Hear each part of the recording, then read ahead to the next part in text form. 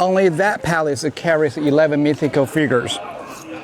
The first one is a man riding on a rooster, and followed by the Chinese dragon, phoenix, a lion, heavenly horse, sea horse, 酸女、鸭鱼、蟹肢、斗牛、行石, 11 of them. They are doing such duties of warding off the evil spirit of the palace and protect the buildings from catching fire. Apparently, they didn't work very well. Because the original palace was constructed in 1420, and that building was struck down by lightning only 100 days after its completion.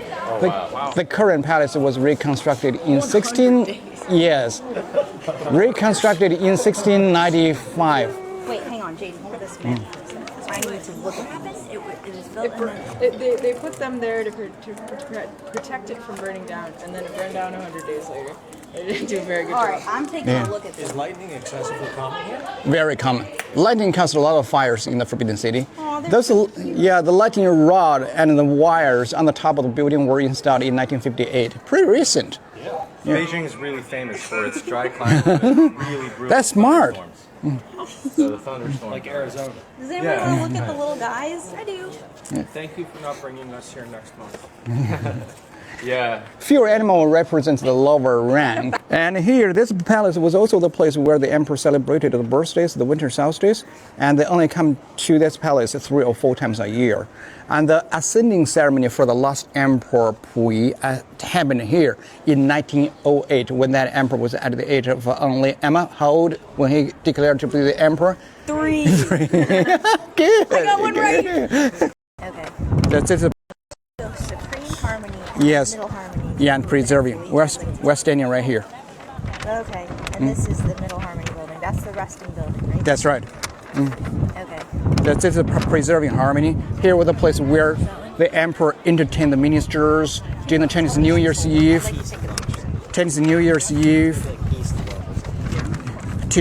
This is served at the banquet hall, like a ballroom. The emperor just threw a big party during the Chinese New Year.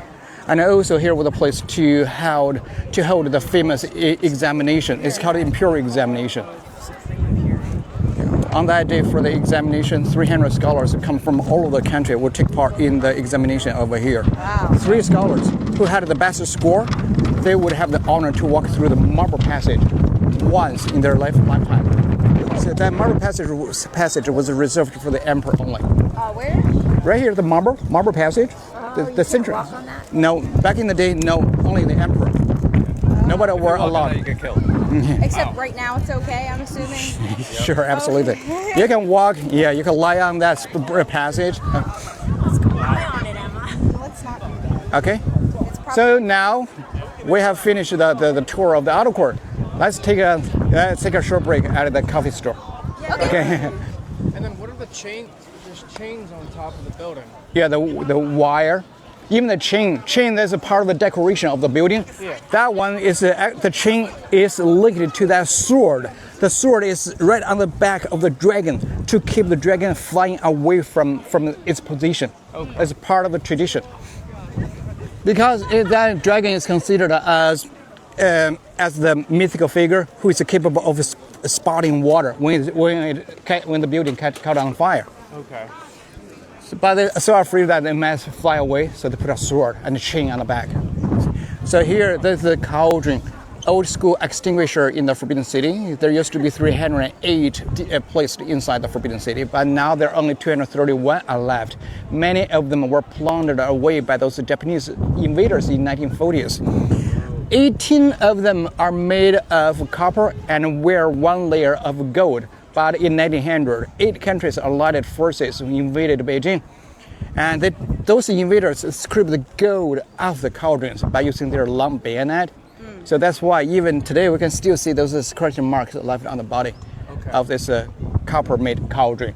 So old school extinguisher as most important buildings. Well, I would say 99% of the buildings are made of wood, highly susceptible to catching the fire.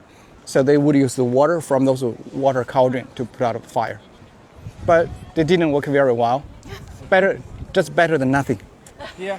There's a fire pit stays underneath the cauldron where they set up the fire during the winter time to keep the water inside from freezing. Because it's a freezing cold in winter time in Beijing.